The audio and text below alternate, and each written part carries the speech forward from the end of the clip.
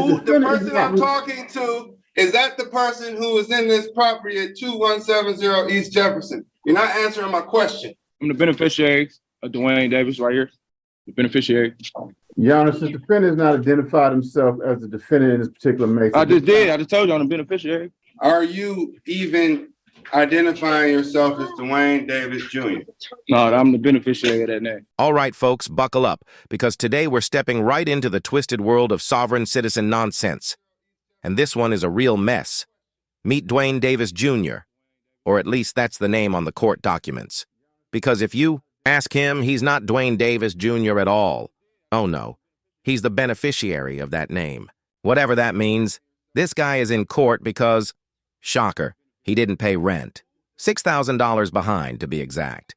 But that's not even the worst part. He also managed to scam a COVID relief fund, a program literally designed to help struggling families cover back rent during the pandemic.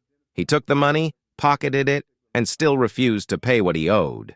And now, instead of owning up, he's standing in front of a judge pretending he's some kind. Calling case number, thank you. Calling case number 22393437. This is Pasadena Investments LLC versus Dwayne Davis Jr. and all occupants at 2170 East Jefferson, Unit 1007. Your Honor, for the record, Attorney Frederick J. Coleman, P. 56548 on behalf of the plaintiff. Your Honor, Mr. Davis at this time owes $6,706, court cost of $157. This is a subsequent hearing. All right, Mr. Davis or Ms. Davis? Okay, yeah, I'm the beneficiary of Dwayne Davis right here. The beneficiary. What is it? Are you Dwayne? Are you Dwayne? Excuse me. Are you Dwayne Davis Jr.? I'm the beneficiary owner right here. Do you reside at 2170 East Jefferson, Unit 1007? Yes, the estate does reside there. Do you reside in that property? The beneficiary, yes.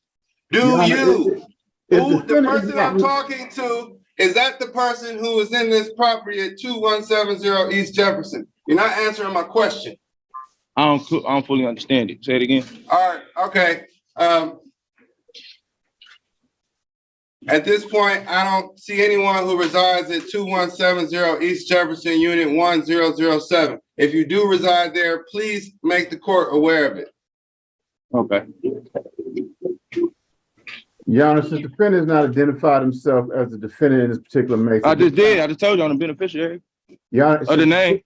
Your Honor, since the defendant has not identified himself as a person in this property, he's attempting to try to act like he's a sovereign.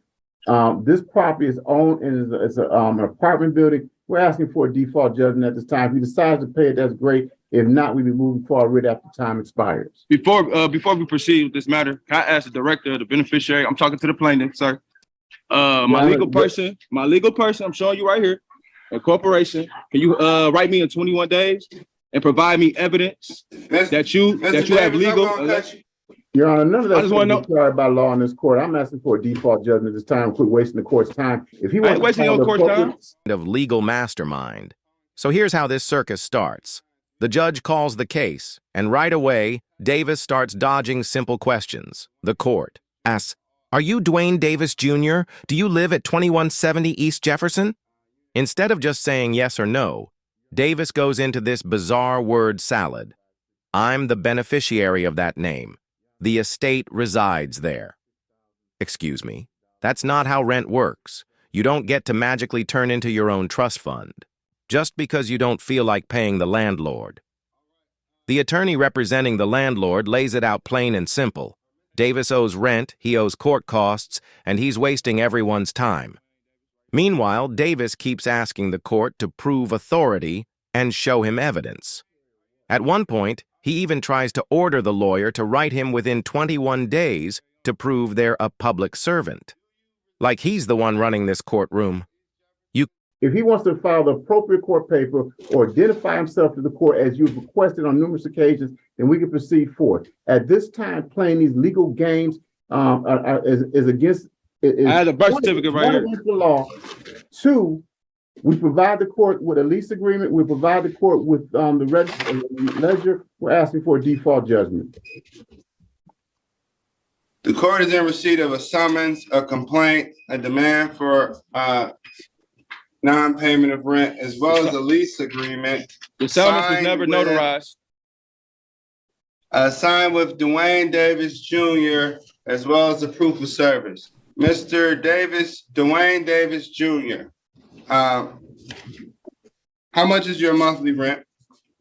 I want to say 900. When's the last time you paid rent? Long time. Siri paid my back balance, but Pasadena never put it to my account. So I consider Pasadena either took the money or what. I don't know what they did with it, but Siri definitely paid it. It's on the record. It's on my the record with the Siri. You can find it in their profile. But they're supposed to pay my back balance. I don't know. I can't find it in my profile. So you qualify. Sarah paid. How much did Sarah pay? They paid up to like September, but they didn't pay they're supposed to pay July, August, September, but Pasadena never put that to my account. Your Honor, if it wasn't applied, my client didn't receive it.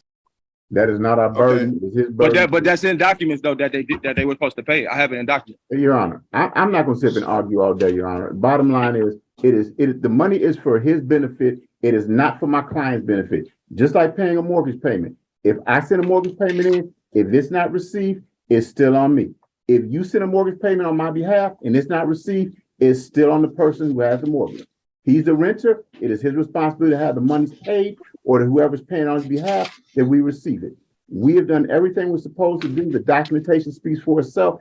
At this time, again, I'm requesting for either default judgment or judgment by hearing. And then I'm talking to the plaintiff. Can you just write me and saying that you have authority as a public servant to me? Your Honor, I am not writing. I'm not sending. Mr. Davis. This is a landlord-tenant court. This is summary proceedings. This is the second hearing, and you're afforded legal counsel. Legal counsel was available. They said that they could not assist you at this matter. Are you even identifying yourself as Dwayne Davis Jr.? No, I'm the beneficiary of that name. Can see the frustration building. The judge is being patient, maybe a little too patient, while Davis goes round in circles. The landlord's attorney is practically begging for a default judgment. Because this isn't a hearing anymore, it's a one-man improv show. And honestly, I can't blame him. Watching Davis argue is like watching someone try to file their taxes using a Monopoly rule book. And here's where it really goes off the rails. Davis tries to argue that SERA, the State Rental Assistance Program, already paid his balance. But when pressed for proof, all he's got is vague claims and half-baked excuses. The attorney shuts it down quick, explaining. So are you not Dwayne Davis Jr.? No, I am not. I am not. Okay. We are entering, the court has not received the call or answer from Dwayne Davis Jr. Does anyone on this Zoom reside at 2170 East Jefferson, number 1007? Is anyone present who lives in that property on this Zoom? Your Honor, again, no one's responded, asking for my default judgment. We can submit it to the court before the end of the day, along with a full ledger. Default judgment granted. Thank you, Judge.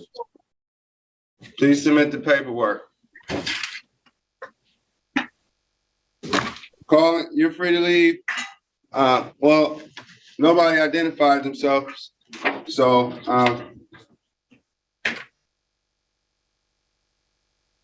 calling the next case. That even if the program did send money, it's still Davis's responsibility to make sure the landlord actually received it. End of story. But Davis doesn't care. He just doubles down on his beneficiary nonsense. And I've got to say, watching him cling to that word like it's a golden ticket is almost painful. Beneficiary has a very real meaning in the law, but not the way Davis is using it. He's not outsmarting anyone. He's just handing the judge a fast track to eviction. At this point, it's obvious. This guy isn't here to defend himself. He's here to play games. But judges don't have time for games, especially not when someone owes thousands of dollars in rent. And as you'll see next, the patience in that courtroom is about to run out, fast.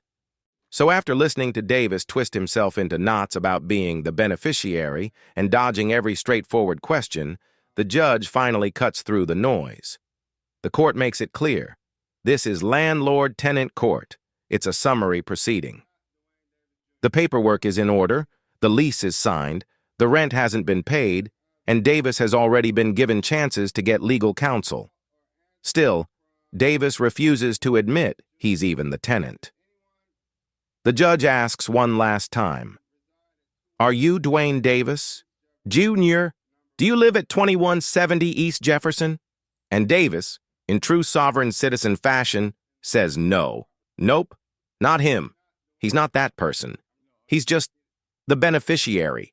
And right there, Davis seals his own fate. Because if he's not Dwayne Davis Jr., then guess what? The court has no tenant to defend, no renter on record standing before them, which means default judgment for the landlord. Eviction granted. Case closed. The attorney barely has to push. He requests the judgment, the judge agrees, and that's it. After all that rambling, Davis doesn't just lose. He loses spectacularly. And here's the thing. This wasn't some technicality. Courts have seen these sovereign citizen tactics 1,000 times before. They never work, not once. But people like Davis keep marching in, convinced they've cracked some secret legal code, when really all they're doing is digging themselves deeper. Think about the irony here. This man stole from a program designed to help renters, then refused to pay rent, then wasted the court's time with conspiracy wordplay, and in the end, he's out on the street anyway. The system doesn't bend for fairy tales, no matter how passionately you say the word beneficiary.